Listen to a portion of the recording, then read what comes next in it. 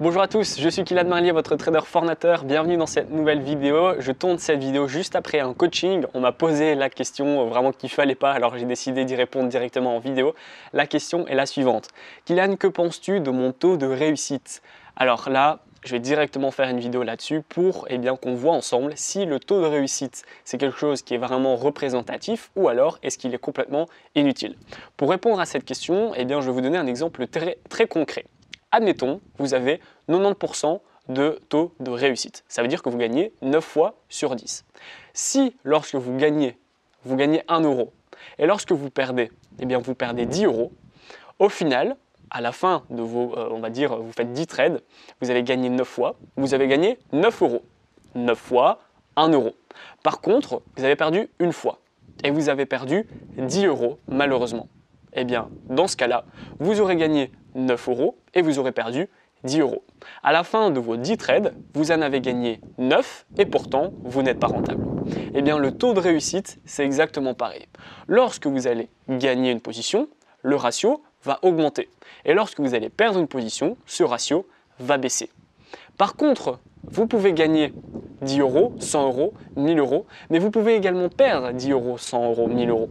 Ce qui fait que si votre take profit, votre stop loss n'est pas correctement configuré et que dès que vous gagnez à chaque fois 10 euros, mais que quand vous perdez, vous en perdez 20, 25, 30, à ce moment-là, le taux de réussite ne veut absolument rien dire.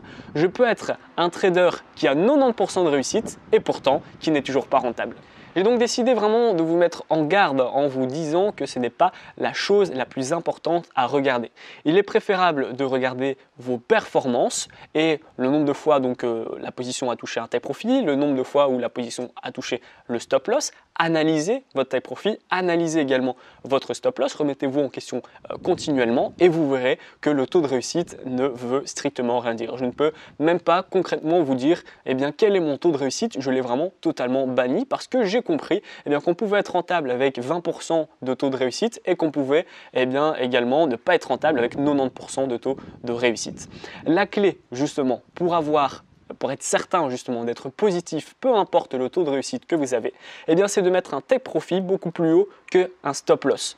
Alors ça ne veut pas dire qu'il faut mettre votre take profit à 2 km de votre position en disant ma position elle est super bien réglée, j'ai un take profit au-dessus que mon stop loss, j'ai un take profit à plus 10% et un stop loss à 1%, c'est réglé. Non, bien évidemment, il ne faut pas mettre votre take profit à 10 km juste pour votre bonne conscience. Le take profit, en fait, comment il va être placé? Il va devoir être placé en fonction de résistance clé ou de support clé. Dès que vous allez voir un point important, par exemple, prenons le cas de l'euro-dollar, 1,12, 1,13, 1,14, 1,15, etc., les 1,18, 1,18 400 pour être un peu plus dans l'actualité, c'est là autour, l'euro-dollar actuellement est sur les 1,18, donc il y a les 1,18 400 qui sont difficiles également, les 1,17, 1,17 700, voilà, ce sont des points importants sur lesquels vous allez pouvoir mettre votre take profit et votre stop loss. Si vous mettez un take profit à 2-3% de gain et que vous mettez un stop loss à 0,5, 1% de votre capital, vous êtes certain que si vous laissez tout le temps votre position soit jusqu'au take profit, soit jusqu'à votre stop loss, le taux de réussite ne voudra vraiment rien dire.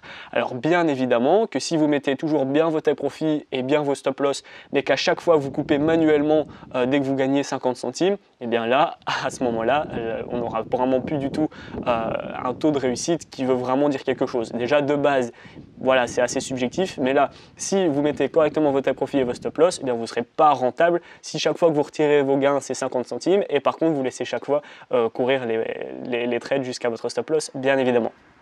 Je vous parle justement de ça parce que lorsqu'on est débutant, on fait souvent cette erreur. Lorsqu'on va gagner 50 centimes, 1 euro, on va dire super, j'ai gagné 1 euro, je coupe ma position. Par contre, quand on va perdre 50 centimes, 1 euro, on va se dire c'est pas beaucoup, c'est pas grave, ça va remonter. On se dit souvent cette phrase. Et donc ces 50 centimes, ça va être moins 1, moins 2, moins 5, moins 10, jusqu'à ce que vous allez ne pas avoir le choix de couper. Donc vous allez prendre 1 euro par 1 euro en étant content. Par contre, dès que vous allez couper vous-même votre position, ça sera du moins 10 parce que vous aurez baissé votre stop loss par peur que votre position aboutisse à une perte.